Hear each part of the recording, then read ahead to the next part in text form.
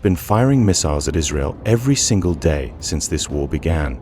But what happened on April 4th was different. Cluster munitions rained down across central Tel Aviv, hitting more than 10 locations simultaneously, striking within a parking lot of the IDF's own military headquarters, damaging a school, and spreading bomblets through dense residential neighborhoods. Rescue workers described arriving at scenes of destruction, fire, shattered glass, and thick smoke across multiple cities at the same time. Iran has been loading these clusters into its ballistic missiles since the start of the war, and by mid-March Israel's Home Front Command confirmed that roughly half of all Iranian missiles were carrying cluster warheads.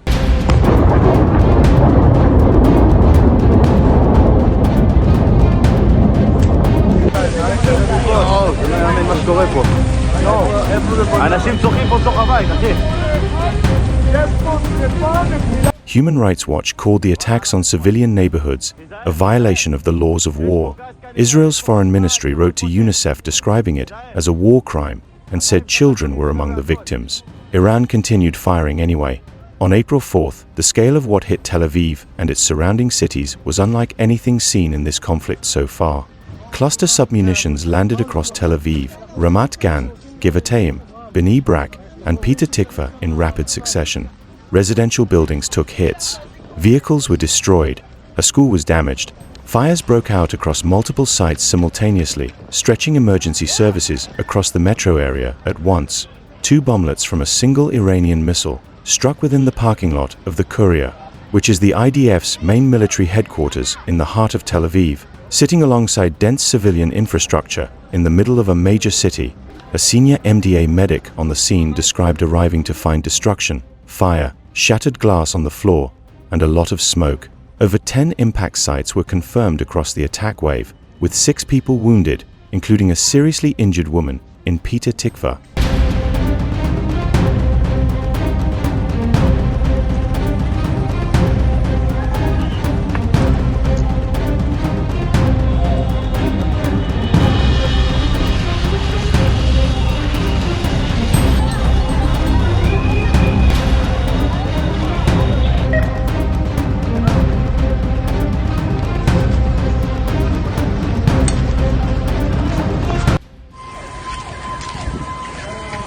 פרנסיס בבית וגן. איפה האוטו שלך?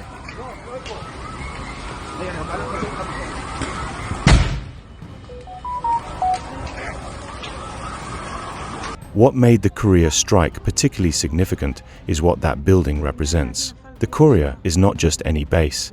It is the nerve center of the Israeli military, the location of the IDF's General Staff headquarters, and one of the most fortified and symbolically important military sites in the country.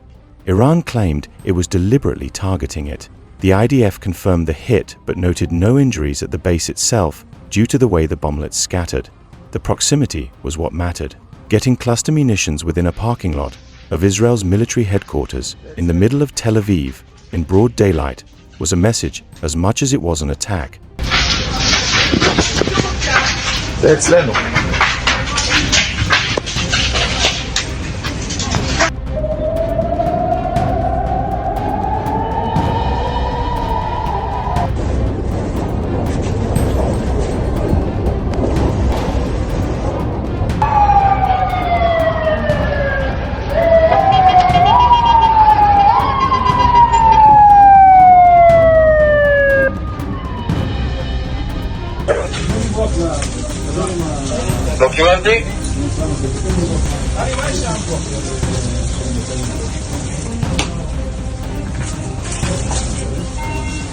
The sirens that morning did not give people enough time.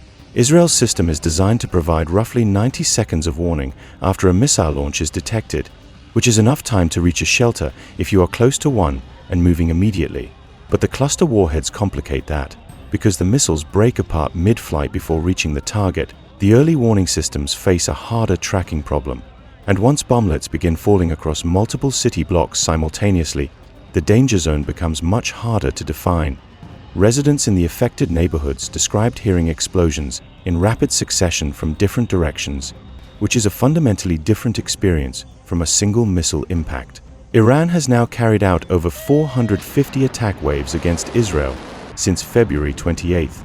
The Tel Aviv metropolitan area has been the primary focus of those attacks, making it the most targeted urban zone in the entire conflict. Since the war began, 23 Israeli civilians have been killed and more than 7,000 people have been injured to varying degrees, including from direct hits, falling interceptor debris, and secondary damage. Approximately 700 residents from 42 municipalities are currently staying in hotels and temporary accommodation because their homes have been damaged. Daily life in central Israel has been fundamentally disrupted for over 6 weeks, with schools rotating between in-person and remote learning based on proximity to shelters and ongoing threat levels. Israel's response to the April 4th attacks was immediate and significant.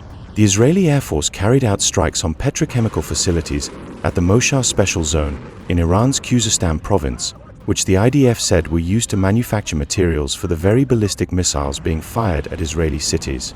The IDF described the strikes as causing a severe economic blow to the Iranian regime, amounting to tens of billions of dollars, and said production of chemical materials at those facilities had been completely halted.